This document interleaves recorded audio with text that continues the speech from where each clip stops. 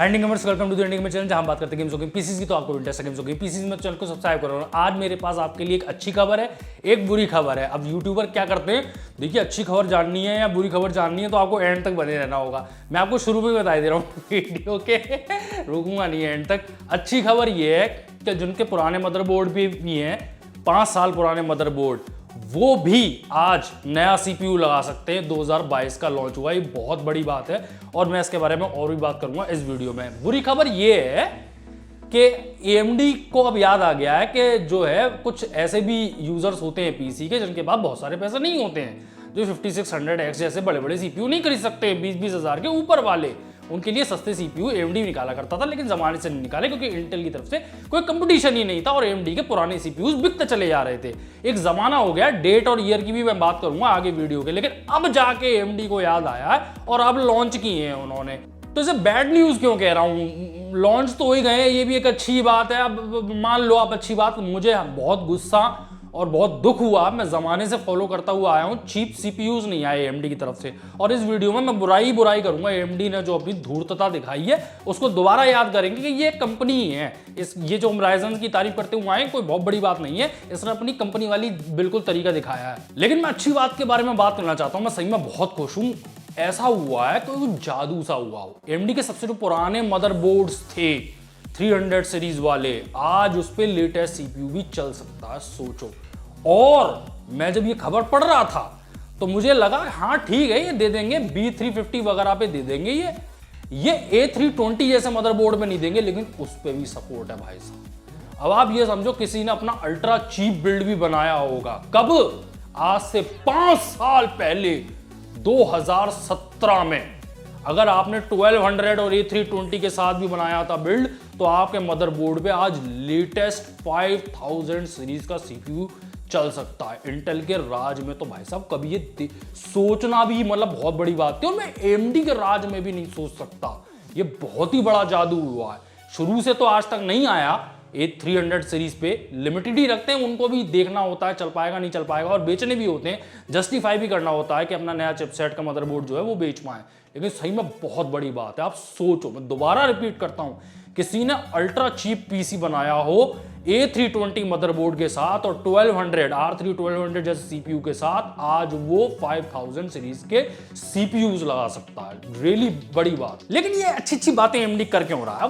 वही पुरानी चीजें हैं। सीपीयू क्यों लॉन्च किए, क्यों अपडेट दे दी अपने पुराने मदरबोर्ड पे, वही है। इंटेल की जैसे ही मार्केट जब वापस कैप्चर करने लगा, बहुत ही बड़े सुपरस्टार हैं 1200 और 400F, बहुत ही बढ़िया सीपीयूज हैं। 1200F भी बहुत बढ़िया है। थोड़ी सी बस मदरबोर्ड थोड़ा महंगा पड़ जाता है वगैरह अगर पॉइंट ऑफ एंट्री थोड़ी सी महंगी पड़ जाती है, लेकिन फिर भी सीपीयूज इंटेल की तरफ से अब बहुत अच्छे आ रहे हैं। अल्ट्रा चीप सीपीयूज जो है AMD ने निकाले ही नहीं, क्योंकि जब पुराना बिक रहा है तो मैं नए क्यों निकालूंगा। और जैसे ही इंटेल की साइड जाना लोगों ने शुरू किया, कुछ ही महीने बीते हैं और AMD ने भी अपनी तरफ से लॉन्च कर दिया। मैं समझ सकता हूं, इंटेल ने भी हमेशा यही किया है, हमेशा पुराने सीपीयूज चुपकाएं, क्योंकि AMD की तरफ से कंपटीशन नहीं था। AMD ने भी अपने सीपीयूज रोक दिए क्योंकि AMD की तरफ से कंपटीशन नहीं था। रोक कैसे दिए, मैं आपको ये भी बताऊं। AMD ने अभी डेस्कटॉप के लिए R5 4600G जैसा APU लॉन्च किया है। लॉन्च तो भाई साहब उन्होंने 2020 में ही कर दिया था, जुलाई में। सोचो आप, आज से ऑलमोस्ट 2 साल पहले लॉन्च तो तभी कर दिया था, लेकिन OEM के लिए था, मतलब डेल और एसोस इन जैसे कंप्यूटरों में लगा हुआ आ रहा था। आपको आज मिलेगा। क्यों रोक लिया उन्होंने आपके लिए? इसलिए रोक लिया, इंटेल की तरफ से कोई कंपटीशन नहीं है, पुराने बिक रहे हैं तो मैं बेचता रहूंगा। लेकिन अब लॉन्च हो गए हैं। देखो गुस्सा यूं भी आता है, मैं आपको बताऊं मेरी क्यों फ्रस्ट्रेशन क्यों है। मेरी फ्रस्ट्रेशन इसलिए है, जब 5600X लॉन्च हुआ था तो हमें पूरी उम्मीद थी, ये 2020 की बात कर रहा हूं मैं, हमें पूरी उम्मीद थी कि 5600 जैसा एक सीपीयू आएगा। 5600X आ चुका, जैसा कि हमने 3000 सीरीज के प्रोसेसर्स में देखा था कि 3600X था तो 3600 भी आया था। हम उसी की बात करते थे R5 3600 की, कि ये लगाओ मस्त रहो एकदम बढ़िया है, कोई दिक्कत नहीं है। 3600X जो हम कहते हैं ना मिले 37 तब देखना, इसकी तरफ कोई फायदा नहीं है।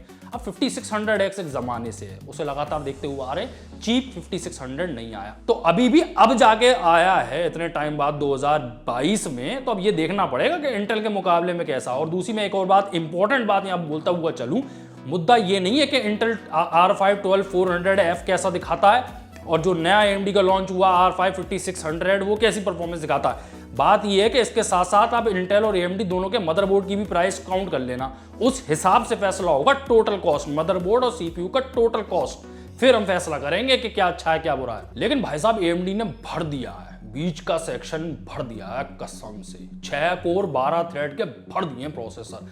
R5 5600 है, R5 5500, और तीसरा आपका हो गया R5 4600G, वो भी 6 कोर 12 थ्रेड का, और R5 4500 भी आपका 6 कोर 12 थ्रेड का। इसमें कैश वगैरह का अंतर है, जैसे कि मेरे ख्याल से 4500 पे जो है 11 MB की कैश आ रही है, 5600 पे आपको जो है 35 MB की कैश मिल जाती है, ऑलमोस्ट आधी कैश मिलती है आपको R5 4500 पे। ये छोटे CPUs की बात कर रहा हूँ, R5 4500 का नाम निकल गया तो आप ये भी याद रखो कि 5100 भी आएगा जो कि सस्ता है। अभी तो आपको 4100 मिल रहा है जो भी लॉन्च हुआ है साथ में, लेकिन आपको 5100 भी आगे मिल जाएगा। 4100 का नाम निकला है मेरे मुंह से तो 4 कोर 8 थ्रेड का है ये प्रोसेसर, ये 6 कोर 12 थ्रेड वाली में नहीं आ रहा है। R5 4600G है, वो APU है, आप समझ लो एक सस्ता APU है। मुझे इतनी गुस्सा, वही फ्रस्ट्रेशन दोबारा से, मैं 2200G और 3200G के बाद कुछ देखना चाहता था, 4200G 5200G, कुछ नहीं आया ऐसा, ठीक है। अब जाके 2022 में इन्होंने 4600G जैसा कुछ निकाला है। मुझे वो चाहिए थे, वो 10,000 के नीचे जो CPU आते थे, गेम चल जाते थे लोगों के। अब किससे कहूँ कि वो कब के लॉन्च हुए, पौराणिक कालों के, अब भी बना लो उस पर 3200G पे। मैंने ज़माने पहले कहना छोड़ दिया इसीलिए। लॉन्च तो AMD ने R7 5800X 3D भी किया है, लेकिन मुझे उसमें कोई खास इंटरेस्ट नहीं है। एक ज़माने से जो है हम बड़े CPUs की बात करते हुए आए हैं, आप भी जानते हो ये 5600X और 5800X और 5950X और 5900X जब लॉन्च हुए थे, बहुत टाइम हो चुका है, हम तो खरीदे भी बैठे हुए। मेरा बड़ा CPUs में ऐसा कोई खास इंटरेस्ट नहीं है। मैं बात करूँ ये X 3D और वगैरह वगैरह, मुझे छोटे CPUs चाहिए थे, मुझे मिडिल सेक्शन के लिए कुछ चाहिए था, मुझे 20,000 से कुछ नीचे चाहिए था, और कुछ 10-12 हज़ार का भी कुछ चाहिए था। वो AMD ने कुछ नया नहीं निकाला। और मैं दोबारा भी बात रिपीट कर रहा हूँ, मैं पुरानी CPU और GPU को थोड़ा सा मन नहीं करता मेरा सजेस्ट करने का, मैं ईमानदारी से बता रहा हूँ।